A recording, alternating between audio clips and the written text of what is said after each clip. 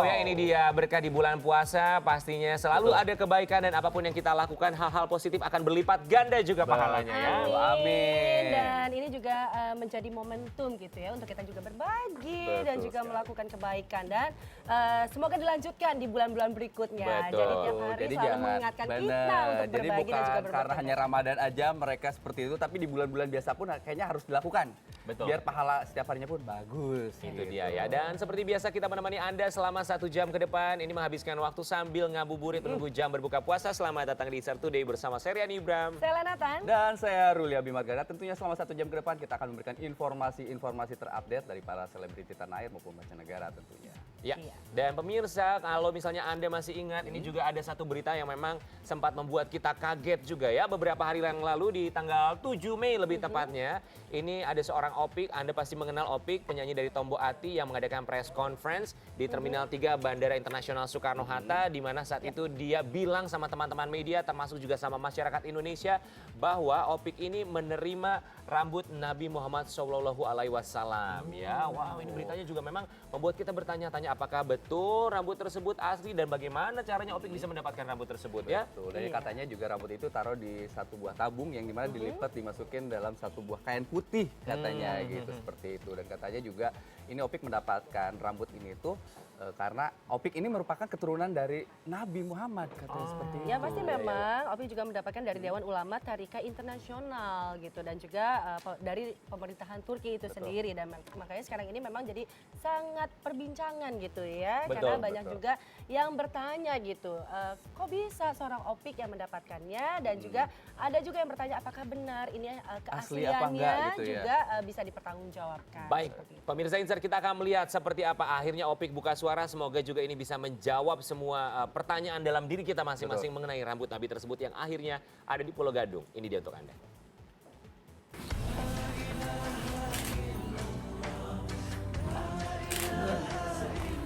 Şu an emanet şu an içinde. Burada alacağız. Eseri de imza atacak. Bu emanetin Mendapat amanah untuk memelihara sehelai rambut Nabi Muhammad SAW tentu saja menjadi anugerah yang sangat luar biasa bagi seorang Opik. Akan tetapi, tak sedikit masyarakat yang meragukan hal tersebut. Sukacita dan bahagia pun berubah menjadi pro dan kontra. Pelantun Tombo Ati ini membawa langsung rambut Nabi dari Turki dan tiba di Bandara Soekarno-Hatta Cengkareng pada Selasa 7 Mei lalu. Opik sendiri tidak memungkiri jika ada orang yang meragukan keaslian rambut Nabi ini.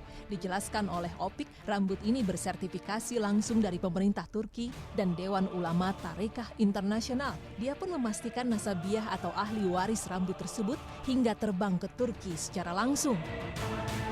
Alhamdulillah respon baik, ada pendatangan, ada nasabiahnya, ada suratnya dari Dewan Ulama Tharikah Internasional, udah dapat, udah saya bawa pulang sini.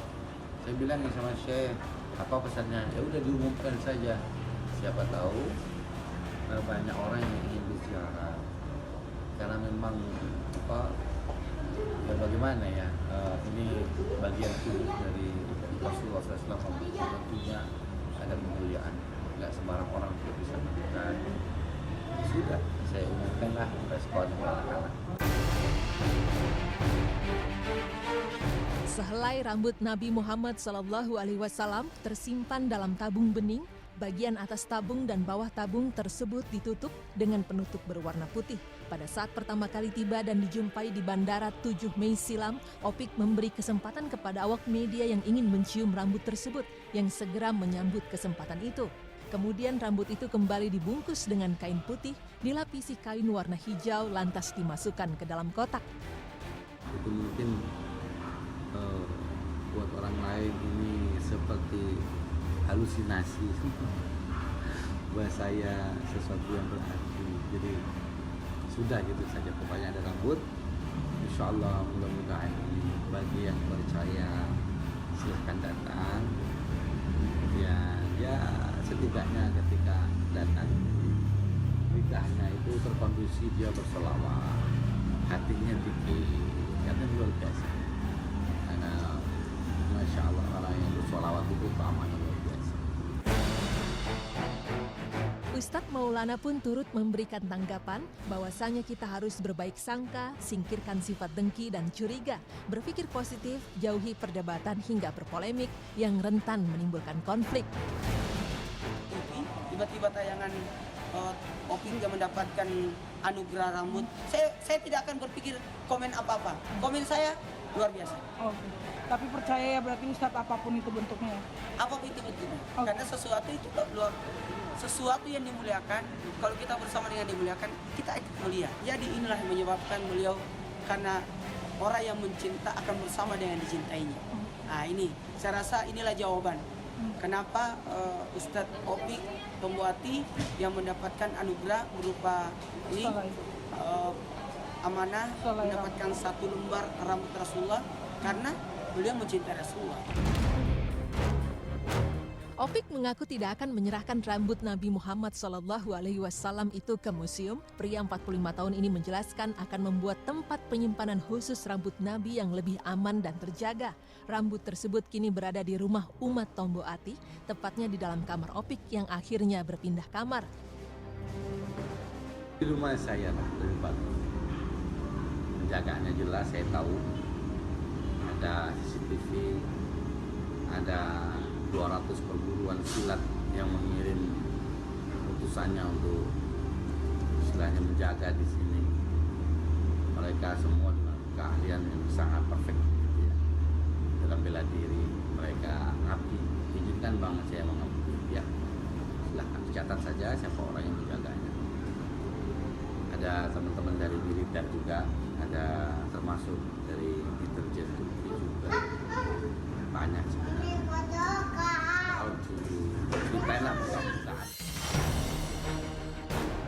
Sebagai pemuka agama, Ustadz Maulana pun mendukung segala keputusan Opik terkait penyimpanan hingga perawatan rambut Nabi Muhammad SAW tersebut. Meski segurat harap, Ustadz Maulana menginginkan agar lebih aman dan terjaga serta terawat dengan baik, alangkah lebih baiknya benda berharga yang merupakan salah satu bagian tubuh dari Rasulullah itu disimpan di museum.